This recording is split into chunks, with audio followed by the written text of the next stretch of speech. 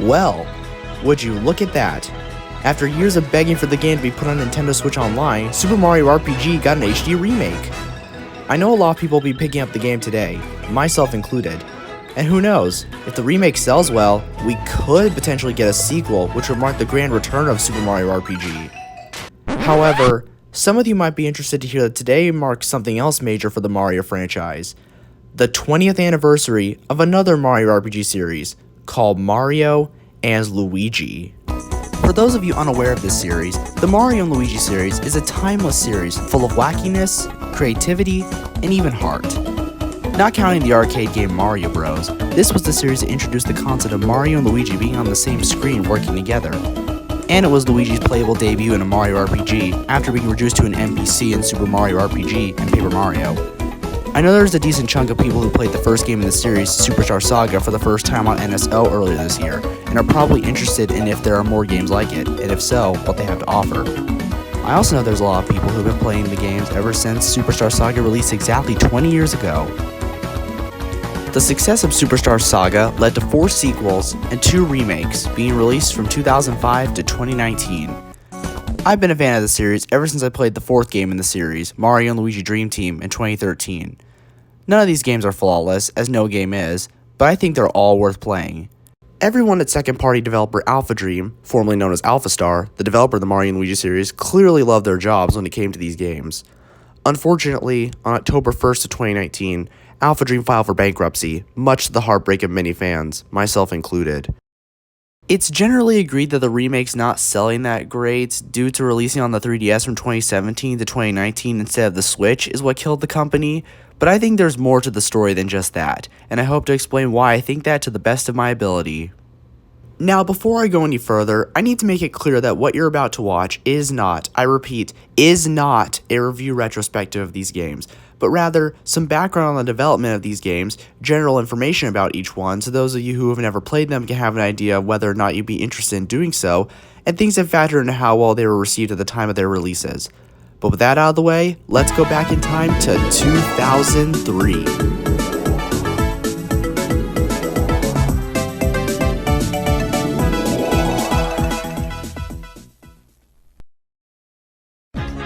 Mario & Luigi Superstar Saga was first revealed at E3 2003 under the simple title Mario & Luigi, a title that would be kept for the Japanese version just with the acronym RPG put at the end. And part of me thinks maybe they should have stuck with that title for all regions, as the big takeaway from the reveal was that it was a game where you can control Mario and Luigi at the same time. Not to mention, Saga implies multiple parts, but I'm getting off topic here. The trailer does a pretty good job at showing us how overworld gameplay works between the two bros, such as how there are different jump and hammer techniques to be used, and even how Luigi will get a certain section to himself, greatly establishing that Luigi is integral to the game, especially considering his previous NPC roles. Minor spoiler, but both bros get their sections to themselves throughout the game, and neither bros favor over the other in terms of gameplay time. In the months leading up to the game's release, there were a decent amount of commercials made for the English, Japanese, and even French audiences. At least from what I could find. If you can find any from other countries, please let me know. One major part of Superstar Saga is its comedy, and how practically every location in the game is named after a different type of laughter. To give an idea as to how big a role comedy plays in the game, Nintendo decided to have a knock-knock joke contest a month prior to the game's release, and the winner got a ton of stuff, to say the least. The game was released for the Game Boy Advance in November 2003, received overall positive reception, mostly from his writing, and sold around 2.15 million copies worldwide, putting it at the 15th best-selling game on the Game Boy Advance. It then went on to be re-released on the Wii U Virtual Console in April of 2014, get a remake on the 3DS in October of 2017, and be featured in the launch lineup for the GBA app for NSO in February this year. The game has gone on to become many people's favorite game on the system, myself included, and has become a fan favorite in terms of the Mario franchise and even Nintendo's catalog of games. One reason this game stands out from the rest of the Mario franchise is its story. An evil witch from the Bean Kingdom named 𝐾𝐞𝐬𝐿 and her loyal minion, Fawful, both of which went on to become fan favorite characters, stole Princess Peach's voice to awaken the Bean Star, a magical star that can grant anyone's wishes. Mario, Luigi, and even Bowser arrive at Peach's castle at the same time, and after some squabbling, they agree to set their differences aside and work together, which is cool to see. I hope maybe one of the many sequels to the Illumination Mario movie has them team up at some point. Things go wrong, however, and the bros are separated from Bowser not too far into the game, so they have to get Peach's voice back and find Bowser as well.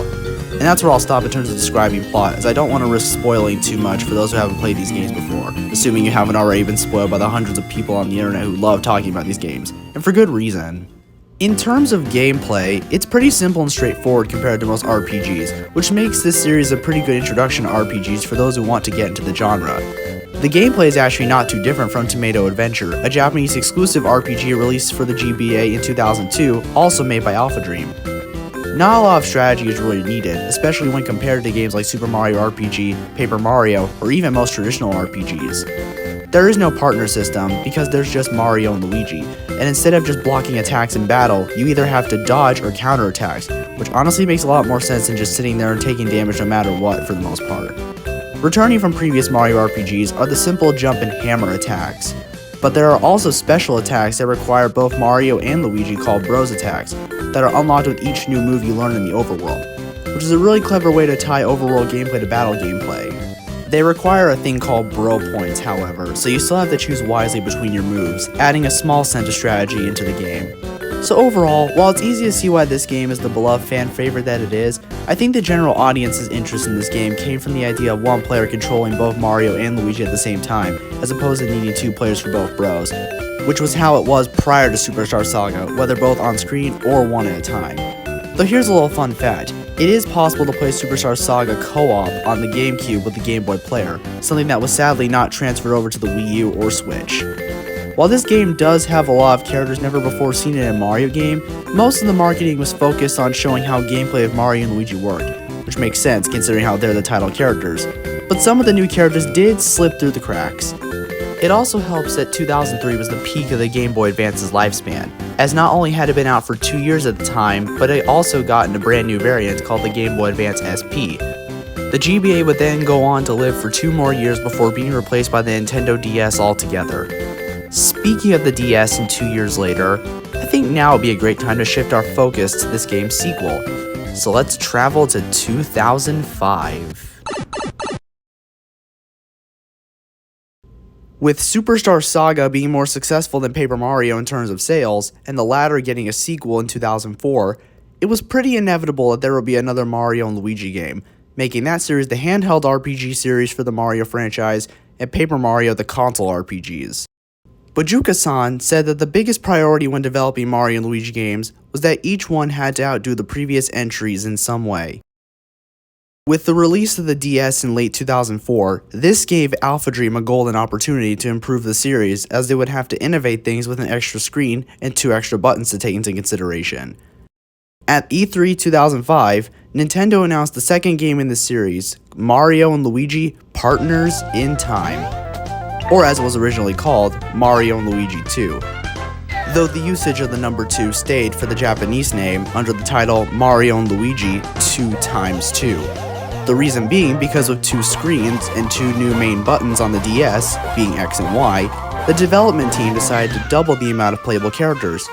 But who would have the honor of being controlled with X and Y? Wario and Waluigi? Yoshi and Toad? SpongeBob and Patrick? Nope. They chose, instead, to have Mario and Luigi team up with younger versions of themselves with time travel. The story goes that a long time ago, back when Mario, Luigi, Peach, and Bowser were babies, a race of aliens, called the Shroobs, were looking for a new planet to inhabit, since their current planet, that, yes, looks just like a poison mushroom, was dying. One day, they finally found a place to call home, the Mushroom Kingdom. They started their invasion by attacking Peach's castle just as the Baby Mario Bros finished stopping Baby Bowser from kidnapping Baby Peach. All of them, along with the younger Toadsworth, were forced to flee the castle in Bowser's Koopa Cruiser. It's funny that Bowser calls the cruiser we see in Superstar Saga his newest weapon, and yet it's a downgrade from the one we see in Partners in Time, as the one in that game can shoot spike balls. Maybe he was referring to how well it flew or how much it could carry. But anyways, meanwhile in the future, Professor 𝐏𝐥𝐞𝐚𝐬 had built a time machine, which was powered by a cobalt star. Princess Peach and 2 toads, named Toadie-Co and Toadbert, neither of which have been seen outside of a Mario and Luigi game, decided to take the machine for a spin, confusingly without the professor. When it returns, all that is found is a green alien named Junior Shrewboyd, but Mario quickly puts an end to him. After that, a portal opens somewhere in the castle, and after Mario and Luigi jump in, hoping to save Peach, the portal closes behind them, but not before 𝐏𝐥𝐞𝐚𝐬 send a suitcase companion named Stuffwell to help the bros in their travels. The Shroobs find and knock out the bros, and around the same time, a Shroob UFO damages Baby Bowser's Koopa Cruiser, causing it to lose altitude right above the same village the older bros were beat up in. After some convincing, Baby Bowser agrees to let the younger Mario and Luigi help the villagers, but they can only find the older bros. After another happy landing at Bowser's castle, the older and younger bros reunite and decide to work together to stop the Shroobs and save the future Princess Peach. And that's where I'll stop in terms of plot. The core gameplay is the same as in Superstar Saga, but with some new additions. With a second screen, the player is now able to control the characters and look at the map at the same time to know where they are. The second screen also allowed for more ideas in terms of enemy and bros attacks. Speaking of bros attacks, instead of them being special moves you unlock as you learn new overworld abilities, they are now bro items that you obtain from item shops, question blocks, or defeating enemies. This is likely due to the development team not wanting to complicate things by having to juggle bro points between 4 characters. Some items just require 2 of the bros, so don't fret if one of them dies, but others require all 4 of them. Despite having to use X and Y for the babies, you're always controlling 2 characters at once, both in and out of battle. Whether it's just one of the 2 sets of bros, or the big bros while carrying the little tykes. When all 4 of them are in battle, you still only get 2 turns, but Mario and Luigi work with their younger counterparts, keeping things as simple as possible. Beware though, if one of the older bros dies, you're going to have to move your thumb between A and Y or B and X, which encourages the player to stay on their feet. This game was also one of 5 games compatible with the DS Rumble Pack that was only usable on the original DS models due to it being a GBA cartridge. That's cool, I guess. The game was released in late November of 2005 in the US, late December of 2005 in Japan and Taiwan, and early 2006 in Europe and Australia. With the DS proving to be very popular and Superstar Saga's popularity, there was no doubt that Partners in Time would bring in more fans. Right?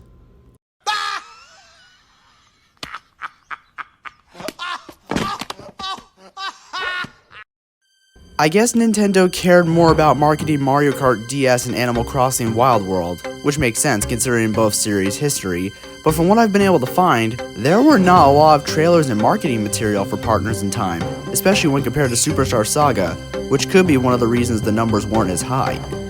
It also probably didn't help that this game was released after the holidays outside of America, meaning a decent number of people were probably not interested in picking up the game since they had Mario Kart DS to play. Despite the numbers, the critics seemed to enjoy the game, so it had to be the competition and release dates outside of America that hurt things. Another thing that leads me to believe those are the reasons the sales suffered is that this game released before movies like Avengers Endgame made time travel the annoying, lazy, and broken plot device it is today in media. Therefore, the idea of turning time travel into a goofy gimmick for a Mario game should have sounded like a fun time to be had, especially since Mario usually isn't a stickler for plot.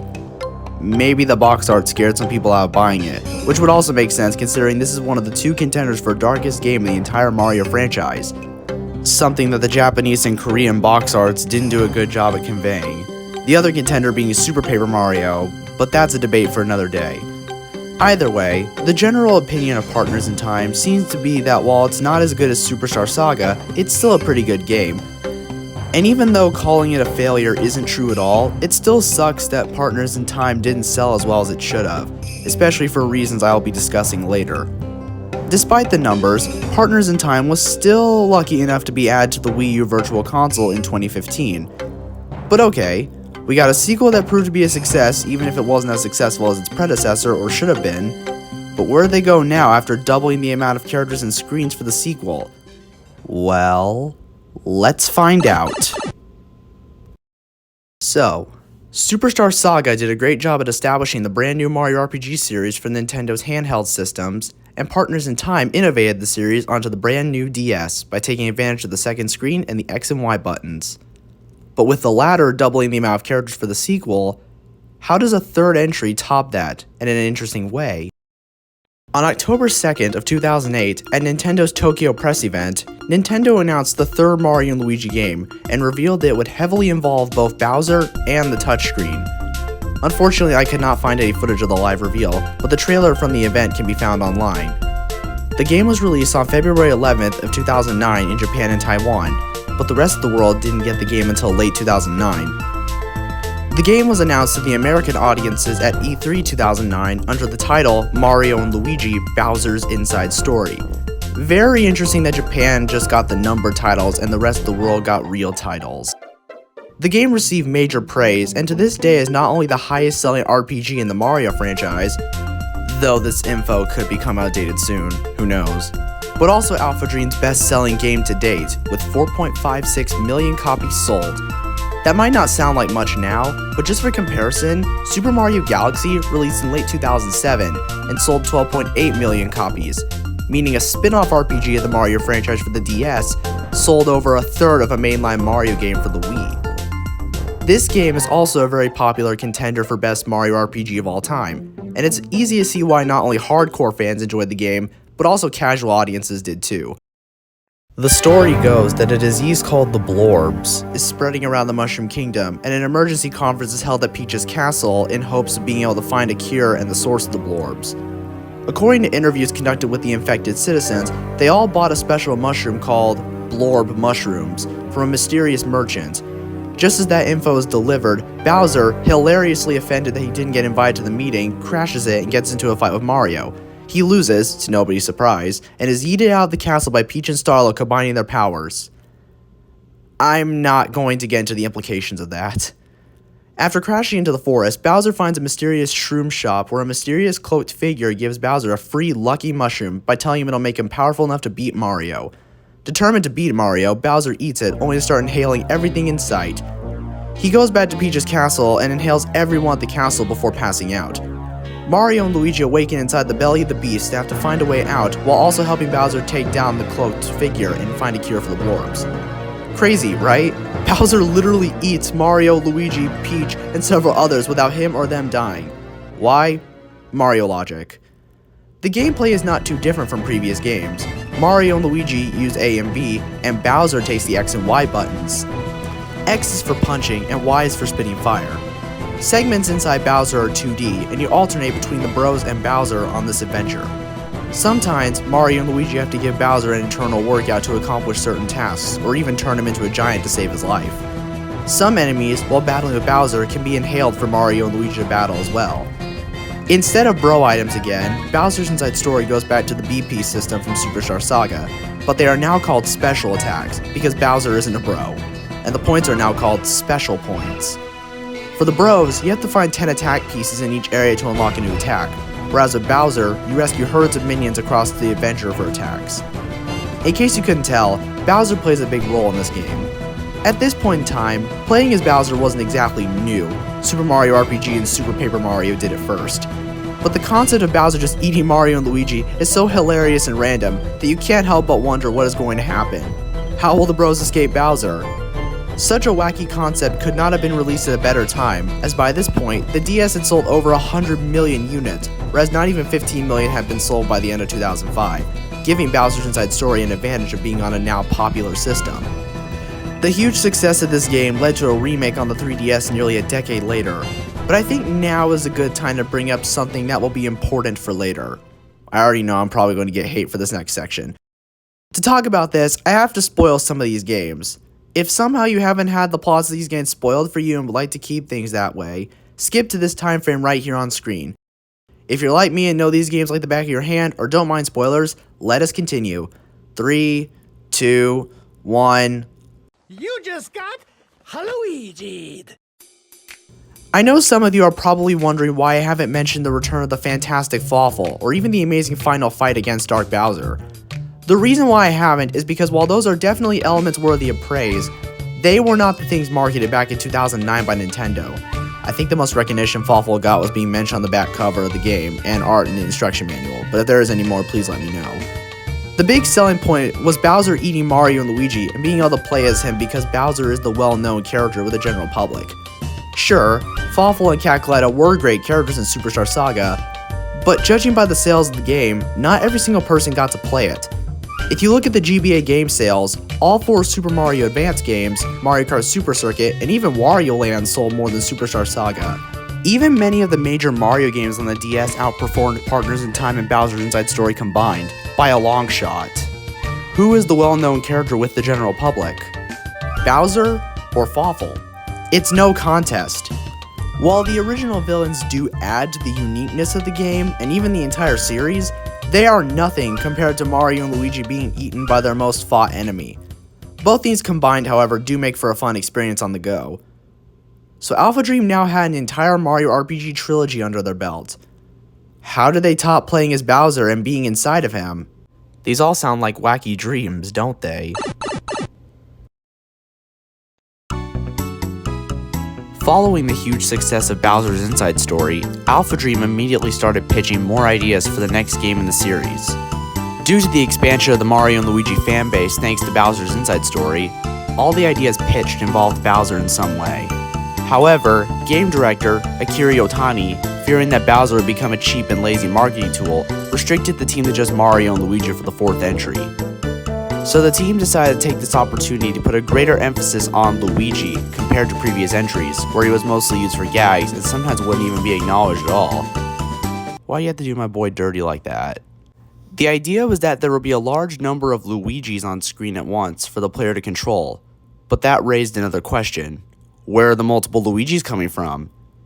If you guessed the multiverse, you are incorrect. I'm not sure why you would guess that, to be honest. Instead, they decided to have the game be split between sections in the real world and sections inside of Luigi's dreams. Unfortunately, there was a problem. The Nintendo DS's processing power was not strong enough to handle all those Luigis at once, as these ideas were pitched immediately after Bowser's Inside Story was released. Fortunately, Nintendo announced a successor to the DS in early 2010 and unveiled it at E3 later that year, called the Nintendo 3DS, which was more graphically powerful than the DS. Alphadream decided to move development of the next Mario & Luigi game over to the more powerful system. However, moving development to a newer system posed another challenge. With the increased graphical power of the 3DS, the graphic designers were no longer restricted to just two-dimensional sprites and could switch to three-dimensional models. However, the team decided against that as they believed the two-dimensional sprites did a better job of conveying the comedic facial expressions Mario and Luigi was known for, so they decided to stick with those, while using three-dimensional modeling for the areas of the game. However, in order for the character models to not stick out like a sore thumb in comparison to the new environments, hand-drawn stereoscopic pixel art had to be done for all the characters so they would look like as if they were three-dimensional too. It was a lot of trial and error, and one of the reasons Alphadream gives for why Mario & Luigi 4 took as long as it did. But after 3 years of development, Mario & Luigi 4 was revealed in February 2013 under the title Mario & Luigi Dream Team in a Nintendo Direct as part of the Year of Luigi, which was also announced in said Direct. The Year of Luigi was made to celebrate 30 years since Luigi's debut in Mario Bros. In 1983. It was fitting to release Dream Team as part of Luigi's 30th anniversary, seeing as how the game really put an emphasis on him. And by really put an emphasis, I mean that. The story of this game goes that Mario, Luigi, Peach, Toadsworth, and some unnamed Toads are invited to a special island called Pillow Island, a place that has a special power that makes sleeping so easy. During a tour of Pillow Castle, Luigi goes to sleep on one of the beds with a special pillow. This opens a dream portal to a dream world where a mysterious dark figure pulls Princess Peach into the dream world. Mario jumps into Luigi's dream to save Peach. While exploring, he runs into a version of Luigi in the dream world called Dreamy Luigi, who helps Mario on his travels whenever he enters the dream world throughout the adventure. Unfortunately, the mysterious figure and Peach got away, but the bros freed the ruler of Pillow Island named Prince Dreambert, who is also a pillow. We learn from him that the powers that make people sleep on Pillow Island were the Dream and Dark Stones, which have the power to grant wishes. However, a Bat King named Phantasma wanted to steal the Dark Stone to grant his own wishes. The pillows successfully sealed Phantasma in the Dream World, but not before he could destroy the Dark Stone. Its chunks trapped the pillow folk in nightmare chunks if hit by one. Mario, Luigi, Starlo, and Prince Dreambert decide to team up to save Peach and the rest of the pillows trapped by the Dark Stone. Also, Bowser decides to team up with Phantasma upon learning of Peach's capture, because of course Bowser has to be involved. There is a lot of lore to be found in this game, as this is the longest game in the series. Similar to how the real world was 3D while the segments in Bowser's body were 2D in Bowser's Inside Story, the real world is 3D and the dream world is 2D in Dream Team. The real-world gameplay is mostly the same as it was in previous games. The dream world, on the other hand, has a lot to explore. Each area in the real world has a dream world version to explore. While Mario is exploring the dream world, Starlo gets to mess with Luigi's face on the touchscreen. Certain actions done to his face will affect the dream world, whether it's by sneezing to push background objects into the foreground or using his mustache as a catapult for Mario. Sometimes, multiple Dreamy Luigis will have to come together to create a giant Dreamy Luigi to defeat a giant enemy in giant battles, similar to the giant Bowser battles in the previous games. And in regular combat, the Bros attacks, which have gone back to being called Bros attacks and the points Bro points, have been replaced with Luiginary attacks that involve, you guessed it, multiple Dreamy Luigis. You only get one turn with Mario, but regular attacks are now more powerful with multiple Luigis helping you out. To put it simply, if you love Luigi, you'll really enjoy this entry. The game was shown off again at E3 2013 and was then released the following month in Europe, Australia, and Japan, and in America the following month. It went on to sell 2.7 million copies and was unanimously praised for its writing, gameplay, and usage of Luigi. The year of Luigi seemed to have really helped this game, because even though 2013 was during the era of turbulence for Nintendo, everyone knew who Luigi was, and having a spin-off being a part of a year-long campaign Nintendo was hosting was sure to help drive sales. There was even a trilogy of videos released on Nintendo's YouTube channel about Luigi falling asleep and Mario being sucked into his dreams, where viewers were given a chance to enter a contest to win a free Nintendo 3DS XL and copy of Dream Team. While the sales weren't as high as Bowser's Inside Story, the game was still considered a success by Nintendo and Alphadream. So, foreign relations, time travel, Bowser's body, and now Luigi's dreams. What could this series do next to push the already too high for its own good wacky meter? Well, this next entry is where things start to take a turn for the worse, for not just this series, but also for Alphadream. Following the release of Dream Team, Alphadream immediately started working on the next game in the series. Akira Otani said that for this entry, the team wanted to go back to having more playable characters than just Mario and Luigi.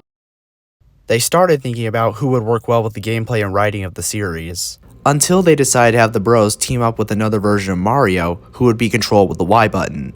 The question was, which version of Mario would they team up with? Baby Mario again? Dr. Mario? Mini Mario toys? Nope.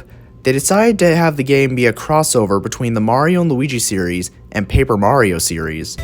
Alphadream believed a crossover between those series would work really well since both have RPG elements, despite Paper Mario's last two entries prior to Mario and Luigi 5 moving away from RPG elements. Keep this info in mind as I will be coming back to this later. Alphadream pitched this idea to Intelligent Systems, the team behind Paper Mario, where they agreed to the concept. Alphadream would develop the game, but Intelligent Systems would oversee its creation and give advice when needed. The development team wanted to have the Bros team up with both Paper Mario and Paper Luigi. However, the latter ended up being cut out of fear that having to use all four of the 3DS's main buttons to control the characters would be too complicated.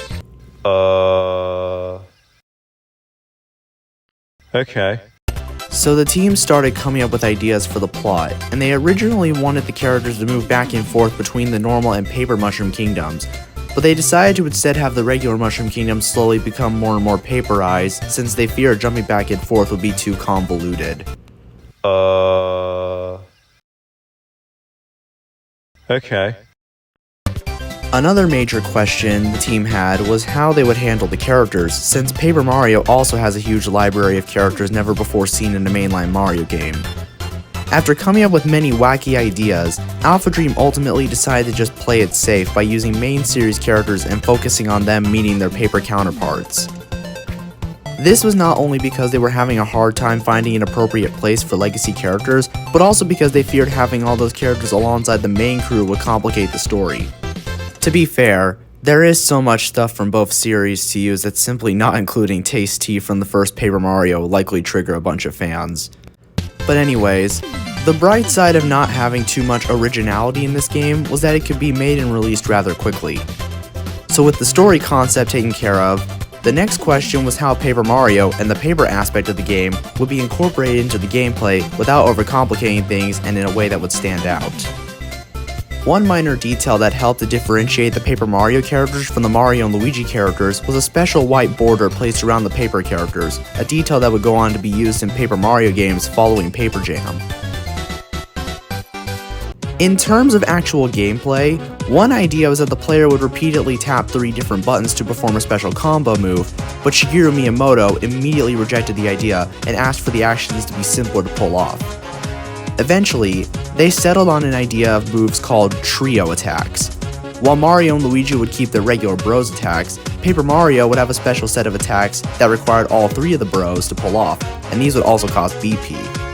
On top of that, they decided to add paper physics to how Paper Mario moved, so some enemy attacks will have Paper Mario turn into things like a paper airplane, or even a trampoline to help the regular bros. He can also jump for a longer period of time compared to the normal bros, but some enemy attacks last longer to accommodate for this. And to really make Paper Mario feel like, well, paper, he has the ability to make up to 5 copies of himself to give him extra jump attacks or allow for more enemies to be attacked at once with a hammer. Getting hit by an enemy of copies will result in less damage being taken, as the copies will take it for you. In the overworld, there are many cracks and places that Paper Mario can enter to find some cool secrets or even solve certain puzzles. This game also introduced running into the Mario and Luigi series. By pressing X, all the bros will do a small flutter jump, and by holding down X, they will start dashing at a top speed. Backtracking just became a lot quicker, huh? And instead of giant battles this time, this game introduces a new type of battling called papercraft battles. You go around either ramping into or jumping on top of enemy papercrafts to weaken and destroy them. So that's the gameplay, but what about the story? Well, despite there being no original characters, besides Starlo, there is still a plot. The story begins with Luigi and a toad cleaning out Princess Peach's attic, when they accidentally knock over a book that contains the Paper Mario world. The book opens and somehow ends up releasing all the paper characters in that book into the Mario and Luigi world, scattering them across the entire Mushroom Kingdom. After introducing the real Princess Peach to her paper variant, some paper toads run into the castle to tell their Peach that some of their friends were kidnapped. Paper Peach reveals that she saw her version of Bowser and a bunch of his minions flying out of the book when she did. Mario and Luigi are tasked with rescuing all the lost paper toads and defeating all the paper baddies to send them all back into the book. During their travels, they find Mario's paper variant, who saves them during a battle with some paper enemies. They get along quite nicely and agree to team up.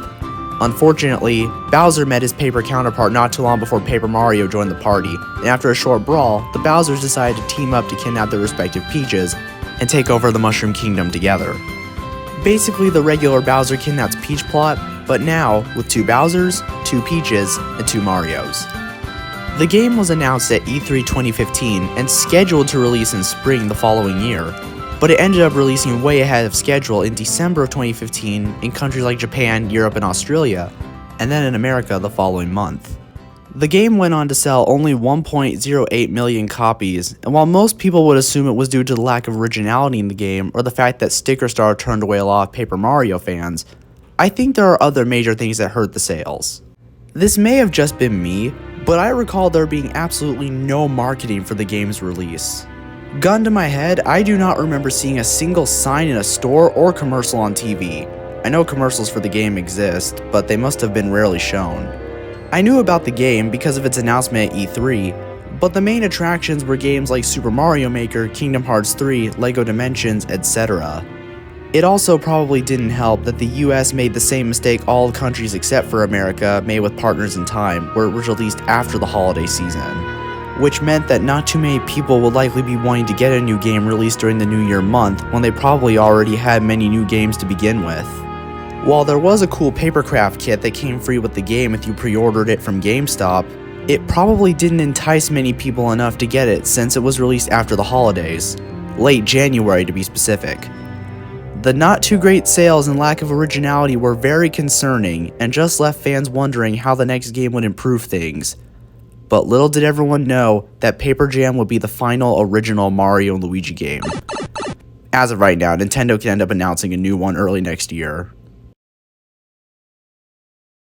Towards the end of 2016, Nintendo decided to announce their next, and as of right now, current console, the Nintendo Switch, which is a hybrid between a console and a handheld. The system launched on March 3rd of 2017 in many countries and quickly went into high demand. The demand got so high to where the Switch experienced a shortage for quite a while. With the huge number of sales for the system, the Wii U being put out of its misery a month after the Switch's announcement, and the likelihood of the 3DS having its plug pulled sooner rather than later, people were wondering how a Mario and Luigi game would work on the Switch. With only one screen to work with, similar to the GBA, the map system would either have to be removed or put in one of the screen's corners, similar to the Luigi's Mansion Dark Moon remaster coming next year. However, around late April of 2017, some rumors started going around that a remake of Mario and Luigi Superstar Saga was being made for the 3DS. On one hand, it made sense to release it on the 3DS, since it would not only make all the Mario and Luigi games now playable on the 3DS, but it would also be a nice way to end the series' 3DS era on a high note, especially following how Paper Jam did.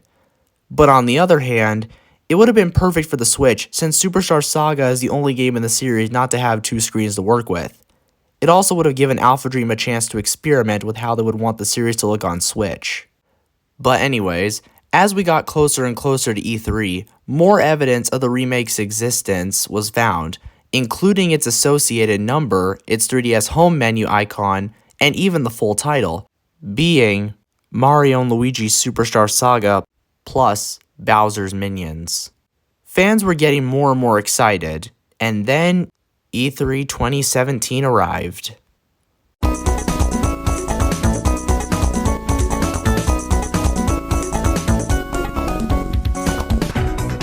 Turns out, the leaks were true. For the sake of time, I'm not going to list every single change, but as you can see from some of this footage, not only did the team really take advantage of having a second screen, but the graphics are well enhanced from not only the original Superstar Saga, but also Dream Team and Paper Jam. The shading and lighting looked more realistic, and the way the environment's lights, or sometimes lack thereof, bounced off the characters' models looked very nice. Plus, the remake runs at a crisp 60 FPS. The remake also includes a new side mode called Bowser's Minions, or Minion Quest: The Search for Bowser, that takes place alongside the events of Superstar Saga, showing what was going on with many of Bowser's minions following the Koopa Cruiser's explosion. The story goes that a lonely Goomba wakes up in a cave somewhere in the Bean Bean Kingdom after being knocked out from the cruiser's explosion and starts to look for Bowser. While searching, he runs into some other Goombas, and they all decide to make the determined Goomba the leader of a team being put together to find Bowser and the rest of the minions. As the story progresses, some co-captains in the form of a Shy Guy, Boo, and Koopa Troopa are recruited. The gameplay is very different from that of Mario and Luigi's Adventure. You put together a team of 8 different minions with one of the 4 captains as leader of the squad. You then go into real-time automated battle with enemies, and you and the opposing team squad will just ram into each other until somebody drops dead. Occasionally, one of your teammates will trigger one of their special moves, which requires some button presses, and you have captain points, which can be used for many different commands, such as stopping enemies from using their special moves or hitting a block to get a random helpful item. Taking out the enemy captain will result in a victory, but if your captain falls, you lose and have to start over. There are 3 types of minion units in terms of battle: melee, ranged, and flying, and the relationship between them is that of rock, paper, scissors.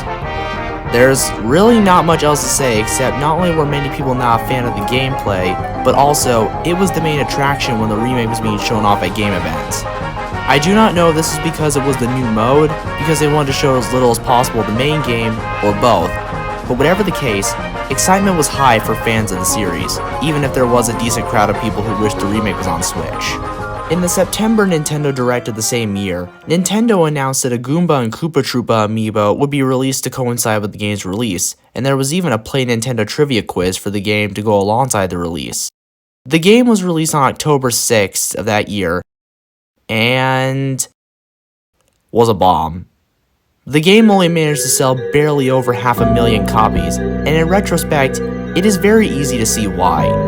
Sure, there was a decent amount of marketing done for the game, and the original Game Boy Advance version has quite a cult following, but there was a lot of competition at the time from games released for the Switch. There was a crossover of Mario and Rabbids released over a month prior in certain territories, and there was Super Mario Odyssey, slated to release 3 weeks after the release of Superstar Saga DX. Judging by views on the official trailers for all three of those games, the marketing done for them, and even just the sales, it is pretty obvious that Nintendo wanted all eyes on the Switch games. I guess nostalgia doesn't always sell after all, which is something Nintendo put a huge emphasis on with some of the marketing for the remake. Part of the reason why the original Superstar Saga was so successful was because it stood out by having Mario and Luigi on the same screen being controlled by one player, as that had not been done before. And it was also back when the GBA was at the peak of its life, and there weren't people just wanting games to be on the system's successor because it didn't exist yet. It was more than just its original plot and characters and kick-ass soundtrack. But despite the poor sales and lack of attention, maybe this remake was what Alphadream needed to remind themselves of the creativity they had once possessed, so they could be ready to tackle creating a Mario and Luigi game for a console. Right? Nope. On March 8th of 2018, Nintendo hosted another Direct, where they had a solid lineup of Nintendo 3DS games, despite the Switch having been out for a little over a year by that point. In that Direct, one of the 3DS announcements was a remake of Mario and Luigi Bowser's Inside Story, slated to release in 2019? This caused a lot of confusion. Did Nintendo underestimate how well the Switch would sell? Why was a remake of a game backwards compatible with the 3DS coming out on the 3DS in 2019? Why were they skipping partners in time? Nobody knew, but there were some theories. To add more confusion, Nintendo did not acknowledge the 3DS at all at E3 later that year, as if they were just wanting the 3DS to crash and burn like the Wii U. We did, however, find out the following month that Alphadream was allegedly hiring new 2D and 3D graphic designers for games to be developed for Switch, PS4, and even smartphones. Who knew what was to come after the remake of Bowser's Inside Story? After no talk of the 3DS since the March Direct, games like the remakes of Bowser's Inside Story and even Luigi's Mansion appeared again in the September Direct that same year, but now with actual release dates. The former ended up releasing on December 27th in Japan and Taiwan, and the following month in America, Europe, and Australia. I think you can all guess how things turned out for this remake, but to give those who still haven't figured it out some more time, here is some info on it. The remake has enhanced visuals to match the engine of Dream Team and Paper Jam. However, the gorgeous lighting and shading in the Superstar Saga remake is really exclusive to Inside Bowser this time, and the overworld looks just like something out of Dream Team and Paper Jam. The game also clocks in at 30 FPS this time, as opposed to the 60 FPS the previous remake has. The special attacks in SP were named back to Bros attacks and BP for the Bros, as Bowser's attacks were now called Brawl attacks.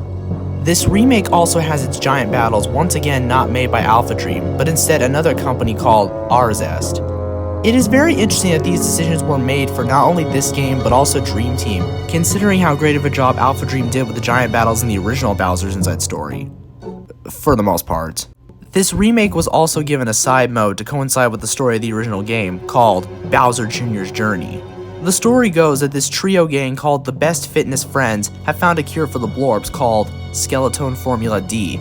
Just as Bowser leaves for the meeting at Peach's castle in the main game, the trio tells the Koopalings and Bowser Jr. about the Skeleton and how to create it. Bowser Jr. and the Koopalings, except for Lemmy, set out to collect the ingredients for the formula. However, what they did not know was that while what the Best Fitness Friend did tell them was true, it turned out to be a distraction so they could take over Bowser's castle. Bowser Jr.'s attitude, meanwhile, causes the Koopalings to leave him one by one, so now Jr. has to find a cure for the Blorbs and save his dad's castle with less help. What do you know? A Mario game with actual character development and consequences. How about that? But anyways, the gameplay is mostly the same as the gameplay in Minion Quest, except now teams are made up of 9 enemies, and instead of the different types of troops following a specific formation, the player can now arrange fighters in whatever formation they want. Flying in front of melee? Ranged in the middle? Go crazy. A Koopaling can be recruited as a first officer, and each Koopaling has their own special abilities that also require points like Junior and the Minion Captains in the previous game. The game also expands on special moves to where now if you have more than one of a certain enemy, it can create a group attack to create more damage. Once again though, while the story was heavily praised, the gameplay was not too beloved. Now, with all this info out of the way, let's see how much this game made. It bombed. To an even worse degree than Superstar Saga's remake. As of June 30th, 2019, the last time sales for the game were reported, the game only sold 34,523 copies in Japan, making it not just the worst-selling Mario and Luigi game, but one of the worst-selling Mario games of all time. While Japan was the only country's sales reported, it can be assumed the numbers weren't very good in other regions, and it is no surprise the game was a monumental flop. By the time the game had released, the Switch was nearly 2 years old and still going strong. If 2017 didn't kill the 3DS, 2018 definitely did the job. Also, this game made the same mistake Paper Jam did in the US and Partners in Time did in all other countries. It was released after the holidays, except this game did that in all countries, not just one or two. Also, unlike the Superstar Saga remake, where there was a solid amount of marketing, they did not even try with this remake. You would think Nintendo would have just done exactly what they did with the original Inside Story in terms of marketing, but once again, Nintendo hoped nostalgia would sell and allow for the word to be spread, but they were proven horribly wrong once again. It is also possible that some did not buy the remake out of protest against Alphadream skipping Partners in Time. Yeah, this is the reason I was referring to earlier as to why it sucks Partners did not sell as well as it should have, because it literally got skipped over. What makes it being skipped even worse is that not only, minor spoiler, does Minion Quest literally have a scene where 𝐏𝐥𝐞𝐚𝐬 appears and foreshadows the events of Partners in Time by mentioning the current building of his time machine and the excitement he has for when the machine is unveiled, but there is a scene in Inside Story that directly mentions the events of the previous game, and that seems carried over to the remake, but I will not be spoiling what it is here. The point being is that despite being skipped, Partners in Time is still canon, so what gives? On January 14th of 2019, Game Informer published an interview they conducted with Alphadream and Nintendo where some of the staff answered many questions in regards to the Bowser's Inside Story remake and the Mario and Luigi series in general. The biggest questions everyone had were why they skipped Partners in Time and why the remakes, Bowser's Inside Story in particular, weren't on Switch. The answers didn't really shock anyone. They wanted to remake Bowser's Inside Story since it is the most popular and well-received game in the series, and the decision to make it for the 3DS was for convenience, as not only did they want to keep the same gameplay style the original had, but there were also a lot of pre-existing assets that could be of use. And we all know how that turned out.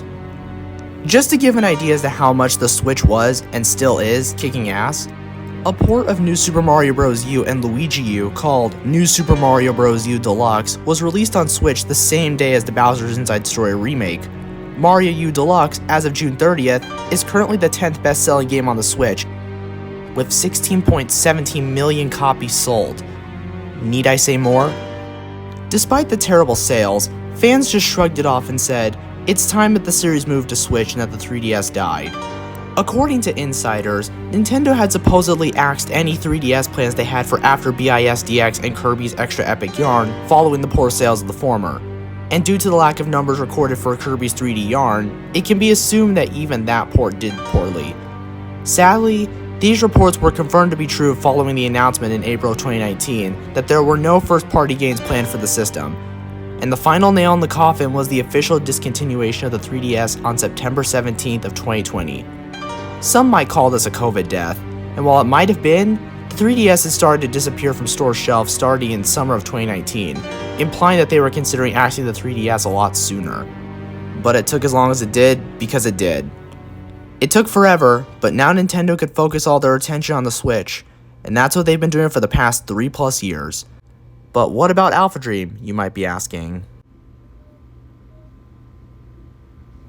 Following the disaster that was BIS DX, Alphadream went quiet, outside of collabing with ForwardWorks to develop a mobile game called Kadama no Kanjuro Fit and Run, that was published in April of 2019. Sadly, this mobile game also did not do as well as expected, resulting in another L for Alphadream. Despite the recent L's, Alphadream continued to put out listings for hirings, but among those listings was a concerning one that said they were looking for a planner with red text that translated to urgent. And then it happened. On October 1st of 2019, Alphadream declared bankruptcy due to sluggish revenues and high development costs preventing the company from being able to keep up with the growing debt, which was last reported to be over 465 million yen as of March 2018. This broke the hearts of many fans around the world, myself included. Their final game was helping with development on Mario and Sonic at the Olympic Games Tokyo 2020. Some of the company's developers went off to work for different companies, be it Square Enix, Nintendo, or other smaller studios. While the failures of the remakes were obviously a major factor that contributed to the company's bankruptcy, I hope I have done a good job at explaining how exactly the remakes failed, other factors that contributed towards the bankruptcy, and how certain games in the Mario and Luigi series were more successful than others. And now, we have arrived back in the present day, 20 years since the first game in the series was released. I guess there is only one more question left to be answered. Does Mario and Luigi see a chance at being revived? In January of 2020, Nintendo filed a trademark for the Mario and Luigi series, which surely means there will be another one, right? Well, as awesome as that would be, I kind of doubt we will get another one. You what? Now, before I explain why I think that, I just want to make this very clear. If we do get a new Mario and Luigi game, I'll be extremely excited for it. I love the Mario and Luigi games. If I didn't, this video wouldn't exist. But there are a few things that prevent me from thinking a new one is super likely. Remember how I said at the beginning of the video that today also marked the release of the HD remake of Super Mario RPG? Well, you all probably noticed that there was not any mention of the other major Mario RPG remake that was announced a couple of months prior, being the remake of Paper Mario: The Thousand-Year Door, slated for next year. Remember how I also said that the two most recent Paper Mario games prior to Paper Jam had diverted away from RPG elements that the first two games in the series were known for? Well, there was actually a reason for this. Take a listen to this clip from a 𝐏𝐥𝐞𝐚𝐬 interview with one of Paper Mario Color Splash's developers about why the series started to divert away from the traditional RPG elements. Will Color Splash include any traditional RPG elements like the first two Paper Mario games? So you know about the Mario and Luigi game series Yes. as well, right? So since we already have that series of games that's, this kind of more straight up RPG, we kind of feel like it would be a shame if, like, in the Saga series of games we weren't doing something that was more different and was giving something different to the customers. And I think those original Paper Mario games, what people liked about them was, as you say, the RPG elements, but there was also, the colorful characters, the puzzle solving, the humor. So, in the newer games we're focusing more on, the puzzle solving aspects and the humor. To put it simply, Nintendo didn't want to have two Mario RPG series, so Mario and Luigi became the main RPG series and Paper Mario the new gimmick-trying series. However, that saw major backlash from many Paper Mario fans, myself included, but that is a topic for another day. The difference between the 2000s and early to mid 2010s and today is that up until 2016, Nintendo had a console and handheld system coexisting together. Paper Mario was clearly the console Mario RPG series, while Mario and Luigi was the handheld RPG series. But now there is only the Switch, which has a new Mario RPG series in the form of Mario plus Rabbids. Sure, the Mario plus Rabbids games are strategy RPGs, but what type of RPG it is really does not matter, and here is why. If the remakes of Mario RPG and Thousand-Year Door sell well, Nintendo would be crazy not to capitalize off of their successes by making a second Mario RPG and/or going back to the way things were for Paper Mario prior to the third game in the series. If that does happen, however, that would mean the Switch has 2 or 3 Mario RPG series competing together, which could cause problems in terms of balancing the sub-series for the Mario brand. You have 2 or 3 Mario RPG series, plus the 2D platformers, plus the 3D platformers, plus Mario Kart, plus Mario Party, plus all the Mario sports games, and that equals, well, too much. That is a lot of money being spent on a billion sub-series for only one console. And this isn't even taking into consideration franchises like Zelda, Metroid, Kirby, etc. Back in the day, when there was a console and a handheld coexisting alongside one another, it made sense to have multiple sub-series, for not just variety, so those who had both systems had a reason to own both, but also to accommodate for the limitations of both systems, particularly the handhelds. Nowadays, however, with only one system, you can only do so much before the system and market become oversaturated. With a total of 4 different RPG series for the Mario franchise to ever exist, it seems like the most likely scenario is that 2 of those series will live on.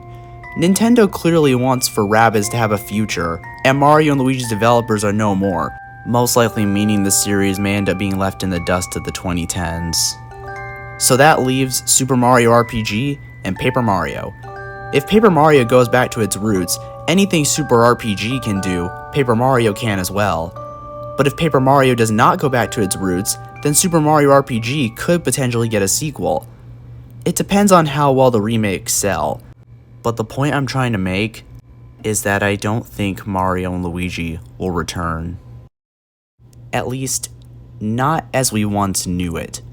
Why did Mario and Luigi stand out in the first place? It was not just its wacky writing and cartoonish designs. It was the simple fact that one player got to control Mario and Luigi at the same time and on the same screen. A Paper Mario that had that sort of gameplay would be awesome to see. Same with a Super Mario RPG 2. Super Mario RPG and classic Paper Mario also have wacky humor and hard to be found in their plots, as well as fun gameplay.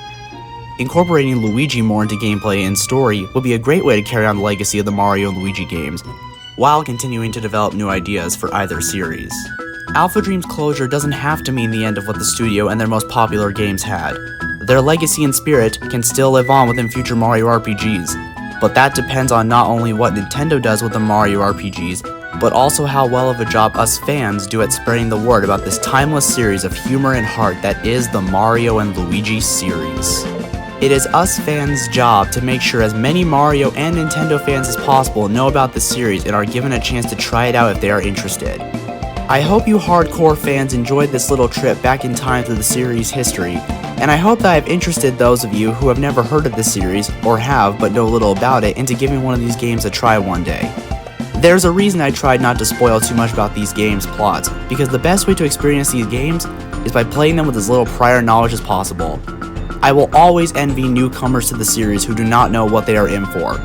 I hope you all enjoyed this video, and happy 20th anniversary to the Mario and Luigi RPG series!